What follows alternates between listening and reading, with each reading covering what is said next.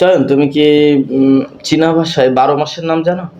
না স্যার, আমি তো শিখি নাই সেটা। আচ্ছা, চীনা ভাষায় 12 মাসের নাম শেখাটা একদম সহজ। তুমি কি সংখ্যা গণনা করতে পারো 1 থেকে 12 পর্যন্ত?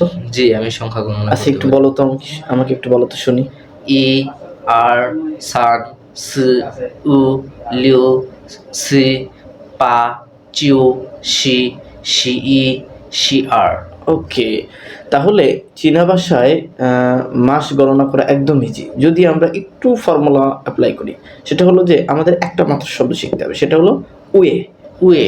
তুমি কি জানো উয়ে মানে কি? উয়ে মানে তো স্যার জানি, উয়ে মানে মাস বোঝায়। মাস বোঝায়। ঠিক একই কায়দায় তুমি যদি বলো ই উয়ে মানে হলো জানুয়ারি মাস। ও। এরপরে আর উয়ে মানে ফেব্রুয়ারি মাস। এবার মার্চ কি হবে? সান উয়ে। এপ্রিল। সি উয়ে। তারপরে মে। উ উয়ে। তারপরে জুন মাস। লিউ উয়ে।